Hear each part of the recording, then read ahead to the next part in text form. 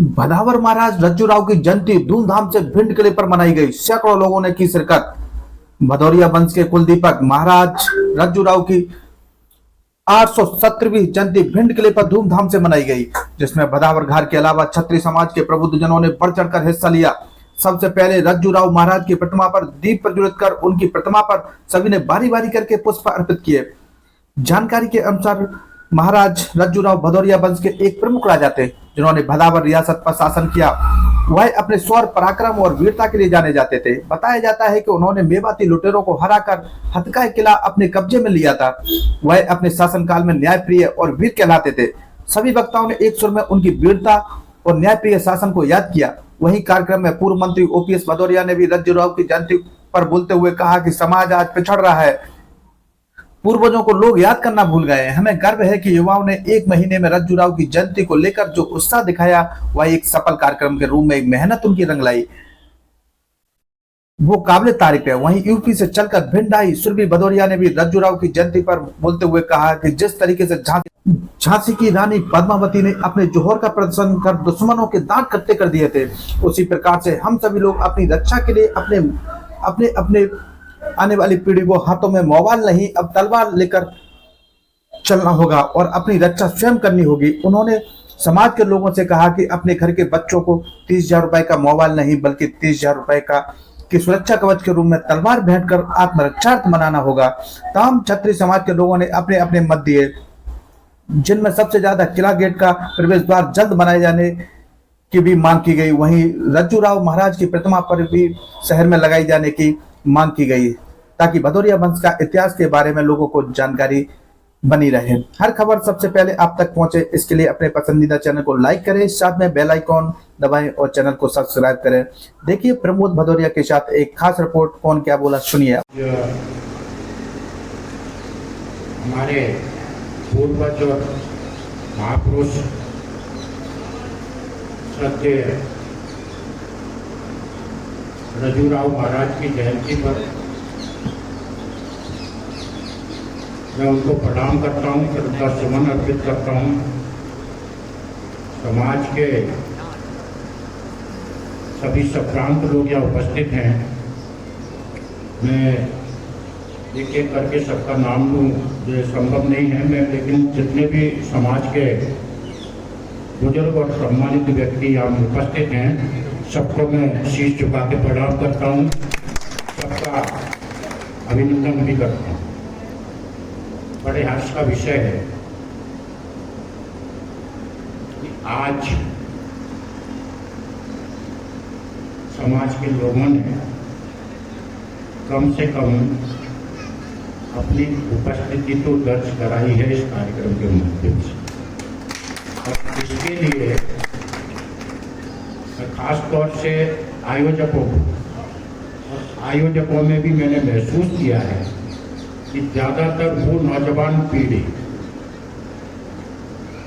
जिसने social media के माध्यम से और जिसका कोई राजनीति से ताल्लुक नहीं है, वो नौजवान पीढ़ी आगे बढ़ के आई इस कार्यक्रम के लिए।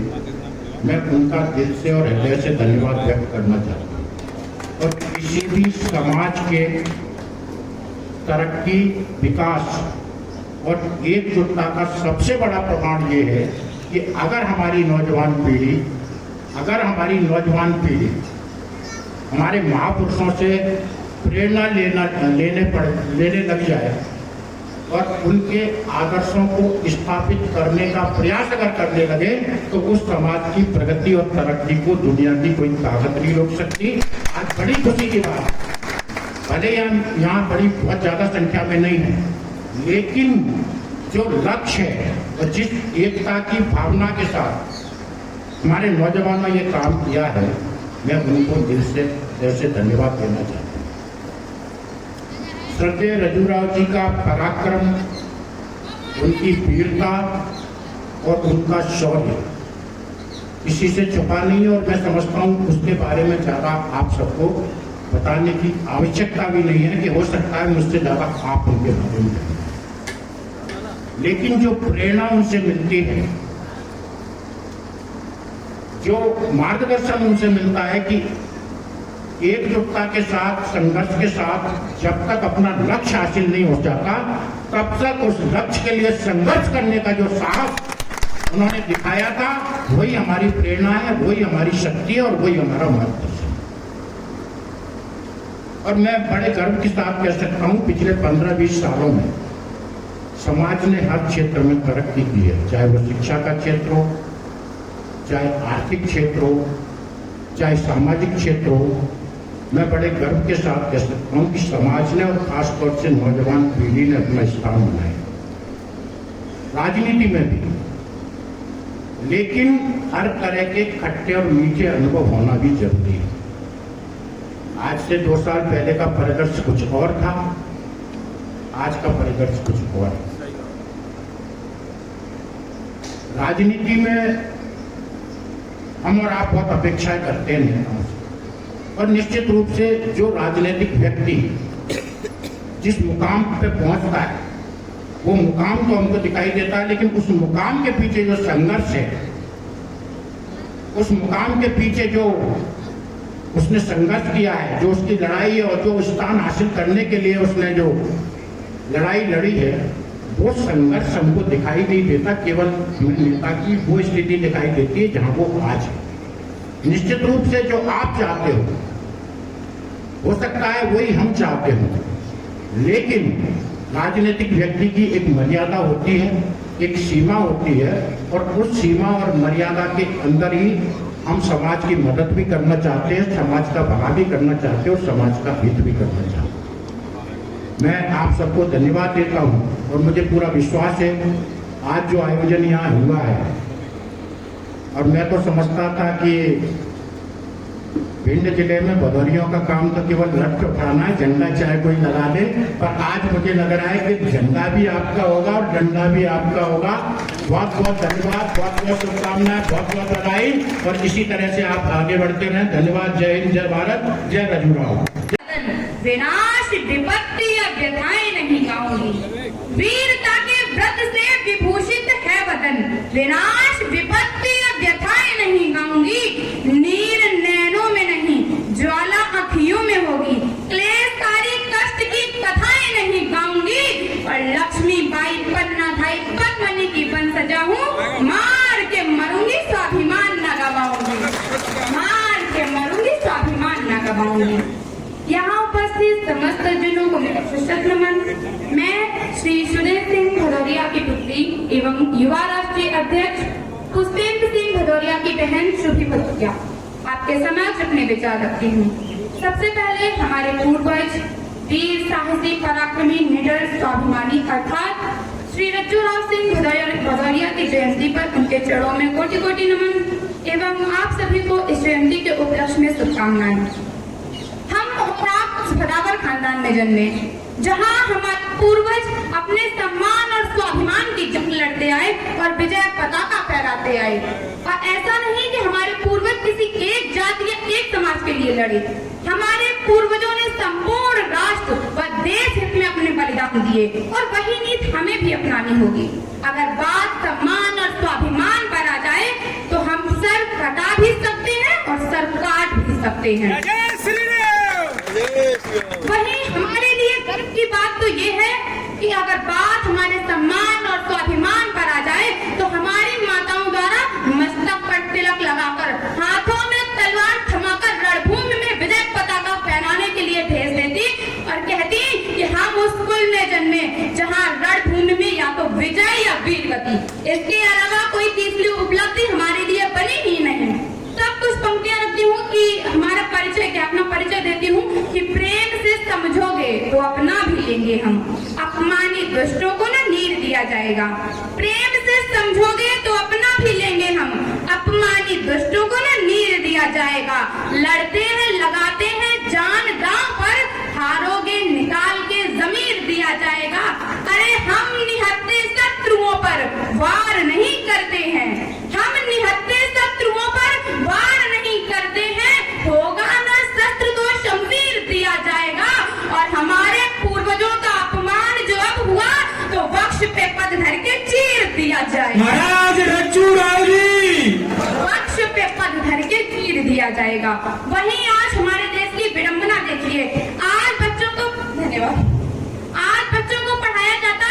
सुपर ग्रेट, जो कभी महान था ही नहीं उसे महान पढ़ाया जाता, और जो हमारे पूर्वज इतने वीर साहसी पराक्रमी इतने श्रेष्ठ रहे उनका इतिहास हमसे छुपा दिया जाता। कभी इस बात पर विचार किया हमें झूठा इतिहास क्यों पढ़ाया जाता, हमें हमारे इतिहासों से वंचित क्यों किया जाता, हमें हमारे इतिहासों से इसी कारण वंचित किया जाता कि कहीं फिर से भारत का युवा रज्जू राव सिंह भदौरिया न बन जाए, कहीं फिर से भारत का युवा छत्रपति शिवाजी न बन जाए, कहीं फिर से भारत का युवा महाराणा प्रताप न बन जाए, कहीं फिर से भारत का युवा अपने पूर्वजों की भांति वीर साहसी स्वाभिमानी और निडर न हो जाए। बस इसी कारण हमसे हमारा इतिहास छुपाया जाता है। तब पंक्तियां रखती हूँ कि हमारे देश को आज किस स्थिति की मांग है, अत्याचारियों के अत्याचार मिटाने के लिए बेटियों में झांसी वाली रानी मांगता है देश, अत्याचारियों के अत्याचार मिटाने के लिए बेटियों में झांसी वाली रानी मांगता है देश, देशद्रोहिता के किले ध्वस्त करने के लिए शेखर सुभाष सी जवानी मांगता है देश, और सौरता बनी रहे सभी देशवासियों में राणा महाराणा सी कहानी मांगता है देश। भारत की आन बान शान स्वाभिमान में आज इन भुजाओं में भवानी मांगता है देश, भारत की आन बान शान स्वाभिमान में आज इन भुजाओं में भवानी मांगता है देश। तब कहती हूँ कि इतिहास हमारा पढ़ लेना, रक्त से शब्द सजाए हैं, इतिहास हमारा पढ़ लेना, रक्त से शब्द सजाए हैं, जब सर कटते थे धड़ लड़ते थे तब छत्री कहलाए हैं, जब सर कटते थे धड़ लड़ते थे तब छत्री कहलाए हैं। वहीं एक प्रश्न और अब तक पहुंचाती हूँ कि अभद्रता छोड़कर देश की युवा पीढ़ी को योद्धाओं की वीरता पढ़ाई गई क्यों नहीं, अभद्रता छोड़कर देश की युवा पीढ़ी को योद्धाओं की वीरता पढ़ाई गई क्यों नहीं, और देश धर्म धर्म चिल्लाने से क्या होगा, बताओ देश में गौ माता बचाई गई क्यों नहीं, और देश के लिए वीरों ने जान अपनी गवाई, ये बात भी देश को बताई गई क्यों नहीं। राष्ट्रपति ने कहा था कोर्सों में गीता होगी, स्कूलों में आज तक पढ़ाई गई क्यों नहीं, स्कूलों में आज तक पढ़ाई गई क्यों नहीं। हमने और वहीं एक अभी जो प्रेजेंट में घटना हुई कि हमारे पूर्वजों पर उंगली उठाई गई, तब कहती हूँ कि अगर हमारे पूर्वजों पर उंगली उठाई गई तो सौगंध माँ भवानी की उसके सर को धड़ से न अलग कर दिया तो हम भी भदावर खानदान से न जन्मे, फिर वो चाहे कोई सांसद विधायक या नेता ही क्यों न बना रहे। तब पंक्तियां रखती हूँ कि राणा के लिए धरती लहू से पाट देंगे हम, सिर्फ एक महापुरुष नहीं बल्कि सभी महापुरुष से सम्मान में पंक्तियां पढ़ती हूँ कि राणा के लिए धरती लहू से पाट देंगे हम, अनादर में उठी हर एक भुजा को छांट देंगे हम, सियासी लोग भी सुन ले, सदन के भ्रष्ट भी सुन ले, अगर राणा को गाली दी जुबानें काट लेंगे हम, अगर राणा को गाली दी जुबानें काट लेंगे हम।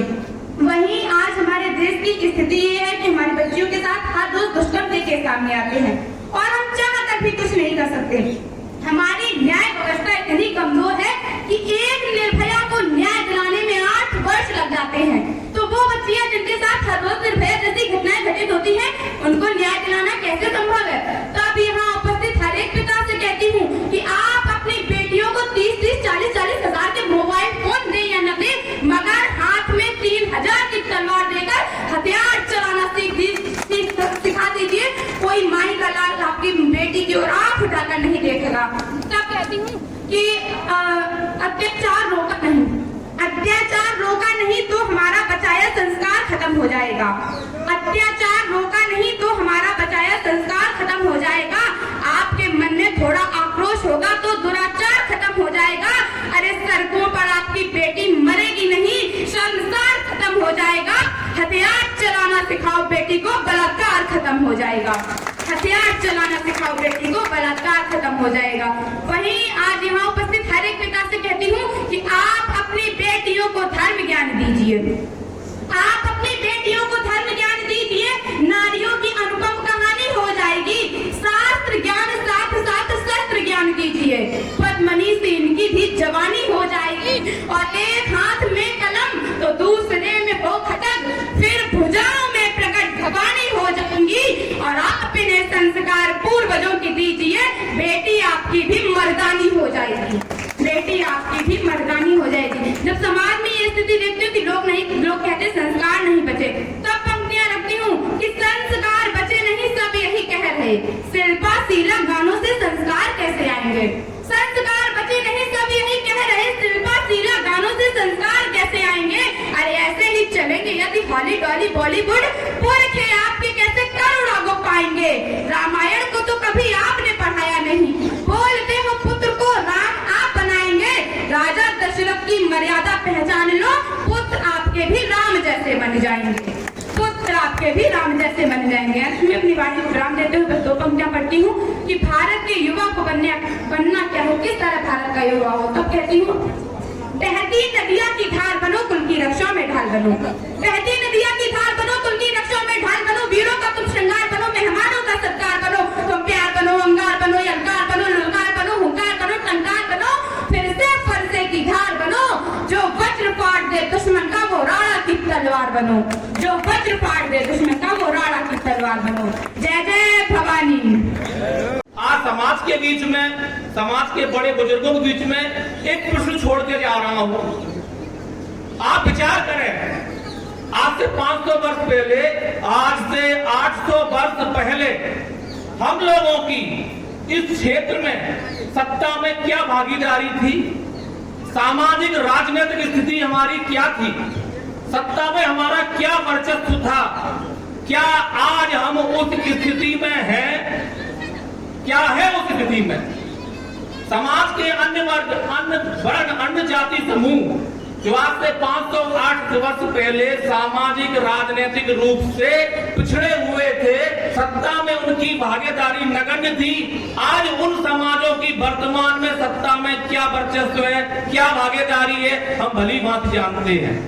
जहां अन्य समाज उत्तरोत्तर अपनी स्थिति में सुधार करते गए और करते जा रहे हैं, वहीं दूसरी ओर हमारा क्षत्रिय वर्ण, हम लोग समाज में राजनीतिक स्तर पर सत्ता में भागीदारी वर्चस्व में दिनों दिन पीछे होते जा रहे हैं। ऐसा क्यों? ये क्यों मैं आपके बीच में छोड़ के जा रहा हूं? इस क्यों का उत्तर यहाँ मंच पे खड़े होकर मैं नहीं दे सकता, न उसका हल निकल सकता है। इसका हल निकलेगा जब समाज के बीच नियमित रूप से समाज के लोग बैठेंगे, चर्चा करेंगे, विचार करेंगे कि आखिर हमसे कहां चूक हुई, हम क्यों पीछे रह गए और क्यों पीछे होते जा रहे हैं। विचार करें, आज इस शहर में, इस जिले के कई गली में, मोहल्लों पर, चौक पे अन्य समाज के महापुरुषों की कई प्रतिमाएं मौजूद है, लेकिन इस बदावरगार में जिनके नाम से बदावरगार नाम पड़ा, उनकी कोई प्रतिमा, कोई भी उनके नाम से स्मारक इस जिले में नहीं है। ये हमारे पतन का घोतक है साथियों, कहने में बुरा लगेगा, और दिनों दिन पतन होता जा रहा है। अब आवश्यकता आ गई है कि हम केवल कार्यक्रम आयोजन करने की औपचारिकता भर न करें, नियमित रूप से हमें बैठना पड़ेगा, बुजुर्गों के बीच बैठना पड़ेगा, युवा साथियों को बैठाना पड़ेगा और विचार विमर्श करके कोई एक हल, कोई एक रास्ता निकालना पड़ेगा, कैसे हम प्रगति करें और अपनी खोई स्थिति को लोकतांत्रिक तरीके से प्राप्त करें। जय हिंद, जय भारत। मेरा बोलने का कारण वैसे मन नहीं था, लेकिन हमारे भाई जीतू भदौरिया जी अभी रामसभा के कार्यक्रम की बात की थी किताबों को लेकर।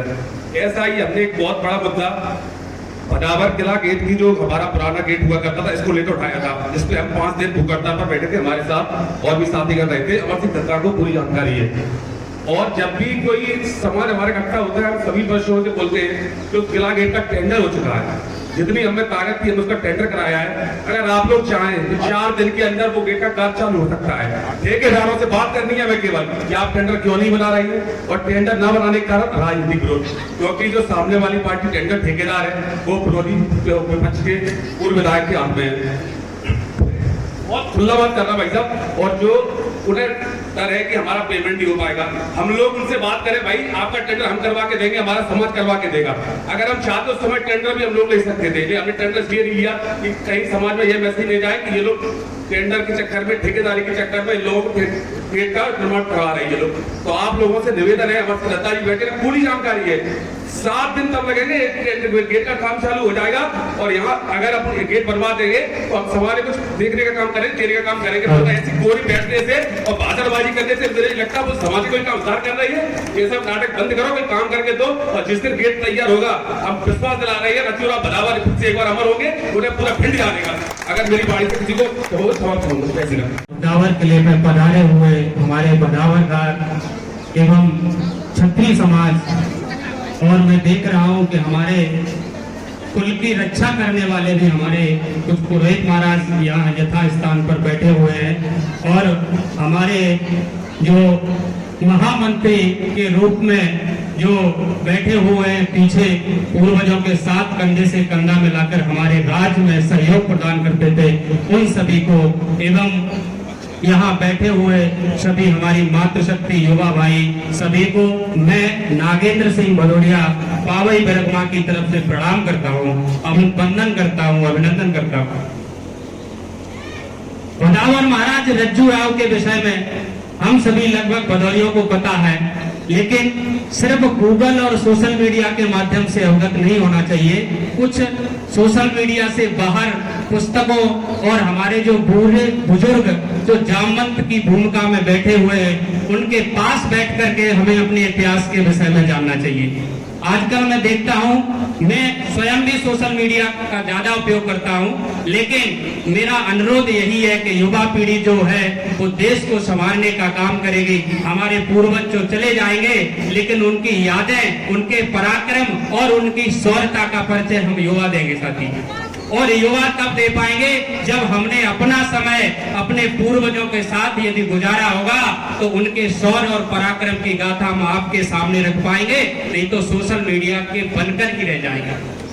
हमारे सम्मानित बंधु महाराज रज्जू राव जी की 817वीं जयंती का आयोजन हम सभी मिलकर इस भदावर किले के प्रांगण में कर रहे हैं। हम उनका डीएनए हैं, हम उनका खून है जिन्होंने राज्य किसी से ली नहीं, स्वयं बाबा महाकाल भोरेश्वर नाथ प्रकट होकर के हमको अभिषेक के रूप में जिन्होंने राज्य दिया, हम उनका डीएनए है। हम ये कहां भूल गए, हम ये कहां भूल गए कि भिंड भदावर के नाम से जाना जाता था। पूर्व में हमने कई किताबें पढ़ी हैं, ज्यादा पढ़ा लिखा तो नहीं हूं, पीएचडी मैंने नहीं की किसी शास्त्र में, लेकिन मैंने बाहर जाकर और बुजुर्गों के आशीर्वाद से हर जगह से थोड़े थोड़े पुस्तक को पढ़कर मैंने ये देखा है कि भिंड हमारा किसी दिन भदावर राज के रूप में जाना जाता था। आज हमारा भिंड, आज हमारे भिंड को सिर्फ बागियों का गढ़ बताते हुए बंद कर दिया जाता है। ये इतिहास है हमारा। सिर्फ कहीं जाओ, दूर दराज नौकरी करने जाते हैं, यात्राएं करते हैं, किसी से मिलते हैं तो सिर्फ सुनने में इतना आता है, कहां से हो भैया, बोलते भिंड। भिंड चंबल, वहां डाकू हुआ करते थे। अरे भैया डाकू नहीं हुआ करते थे, वहां बागी हुआ करते थे। जिस दिन किसी के अन्याय के खिलाफ जिसने बगावत की वो बागी बना। हमारे भदावर के इतिहास को भी अन्य समाज के लोग कुछ भी मनगढ़ंत करके बल देते हैं और हम समाज में चुपचाप बैठ के उसको सहन करते हैं, क्योंकि हमें इतिहास का विषय का पता ही नहीं है। उस इतिहास का विषय का तब पता होगा जब हम अपने पूर्वजों से घर आकर बैठेंगे। यथा स्थिति संभव आज की परिस्थिति ऐसी है कि शाम को घर आते हैं तो सोशल मीडिया से और बस टुन्न होके आराम से आए घर में बैठ गए, कुछ दो चार राजनीतिक चर्चाएं हो गई बैठ करके, इससे काम नहीं चलेगा। सिर्फ काम चलेगा इतिहास पढ़कर। स्वयं महाकाल ने जिनको वरदान स्वरूप में श्री तिलक किया हो, हम आज उनके वंशज हैं और हमको ये पता होना चाहिए कि भिंड भदावर भाई कितना बड़ा सीमा थी। उत्तर प्रदेश आगरा से लेकर कन्नौज तक, इधर झांसी, ये हमारी सीमाएं हुआ करती थी। हमारे क्रमबद्ध तरीके से राजा महाराजा होते आए और उन्होंने ये भिंड जिस प्रांगण में आप बैठे हुए हो, ये महासिंह भदावर महाराज ने इस किले का निर्माण करवाया। आज देख रहे हो इस किले की क्या दुर्गति है। स्थिति परिस्थिति में मैं चर्चा नहीं करूंगा, क्योंकि आज प्रजातंत्र है, उस समय राजतंत्र हुआ करता था। लेकिन अगर हम लोग इसकी आवाज बनते तो आज इस किले की ये दुर्दशा नहीं होती। हम इस कार्यक्रम को कई रेस्टोरेंट या उसमें भी कर सकते थे, बड़े बड़े होटलों में, लेकिन ये यथा स्थिति अवगत कराने के लिए हमने ये जगह चिन्हित की, इसलिए कि शायद आप सभी यहाँ बैठे हो उनका खून खोल जाए और हमें पूर्वजों की याद आ जाए। अरे भाई जिस प्रकार हनुमान जी को याद दिलाने से याद आती थी, उस समय शायद आपका भी खून उबल जाए और आज के परिवेश को देखते हुए पूर्वजों की याद आ जाए। इस विषय पर चर्चा करने के लिए हमने आज पौर बैठ का आयोजन किया। यह कोई राजनीतिक मंच या राजनीतिक कार्यक्रम नहीं है। जिस समय राजा महाराजा को समय परिवार में बैठ करके पौर बैठक होती थी, उसी पौर बैठक के आह्वान के लिए हम सभी ने अभी समिति ने आयोजित करके आप सभी को यहाँ बुलाया है। सम्मानित बंधुओं, आज की स्थिति ऐसी खराब होती जा रही है कि हम कुछ नहीं कर पा रहे हैं। हमारे भोलेश्वर महाराज स्वयं स्थापना तो नहीं की, लेकिन उन्होंने स्वयं बर्ताव किया। माँ पावई वाली, कोसड़ वाली, कनावर वाली मैया, यहाँ तक लोग पहुँचते तक नहीं है। अरे भाई, अपन आज कहीं जाते हैं, देखते हैं किसी तांत्रिक के पास, तो बोलता है आपके पितर रूठे। पितरों का मतलब ये नहीं है कि हमारे बाबा हमारे दादा ही रूठे हैं। हमारे पितर एक ये भी हैं, और पितर ही, अगर पितर जिसके घर में रूठ गए उनका कभी कोई भला नहीं हो सकता।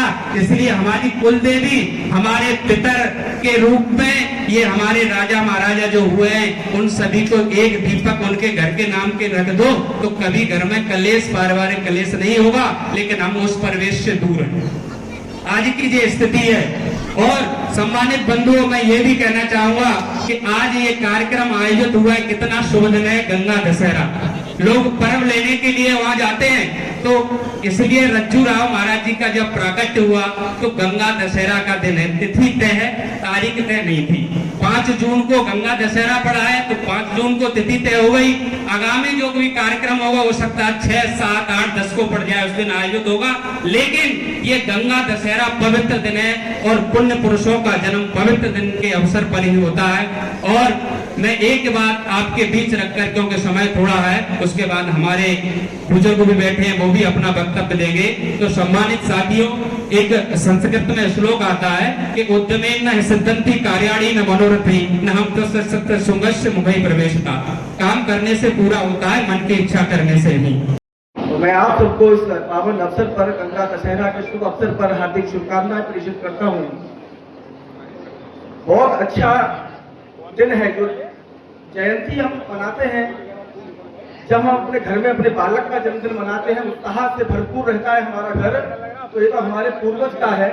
जब पूर्वज की जयंती जब हम मनाते हैं तो कहीं ना कहीं उत्साह की बात होती है, और उत्साह का जब विषय होता है तो कहीं ना कहीं अलग अलग लोगों के विचार के माध्यम से भी हो सकता है, पद यात्रा के माध्यम से भी हो सकता है। क्योंकि संख्या का अभाव रहा, इसलिए हम पद यात्रा नहीं निकाल पाए। हो सकता है अगले वर्ष अच्छी संख्या होगी तो पद यात्रा भी निकाली जाए। अन्य हम कार्यक्रम भी, रचनात्मक कार्यक्रम भी आज के दिन कर सकते हैं, क्योंकि जयंती का अवसर है। कई वक्ताओं ने, युवा साथियों ने बहुत ही अच्छा विषय डाला, प्रकाश डाला। मैं सुन रहा था, हमारे जामपुरा का जो भाई था उसने जो विषय रखा, अभी मेरी बहन सुरभि, इन सबका दर्द जो लग रहा था, वो दर्द मैंने जो महसूस करा वो ये है कि इस कार्यक्रम को ऑर्गेनाइज करने वाले जो साथी हैं वो ज्यादातर युवा हैं। मैं धन्यवाद करना चाहूंगा उन इस टीम को, इस कार्यक्रम को ऑर्गेनाइज करने वाली पूरी जो युवा टीम है, मैं तहे दिल से धन्यवाद करना चाहूंगा। इतनी भयंकर गर्मी में पूरा घर घर जाकर आमंत्रण पत्र दे रहे हैं, चावल दे रहे हैं, निवेदन कर रहे हैं, उसके बाद भी हम पर्याप्त संख्या में यहाँ उपस्थित नहीं है। ये हमारी कहीं ना कहीं नाकामयाबी है। हो सकता है आज नहीं तो कल इस आस के साथ हम ये कार्यक्रम निरंतर करते रहेंगे। तो मैं धन्यवाद देना चाहूंगा सभी युवा साथियों को।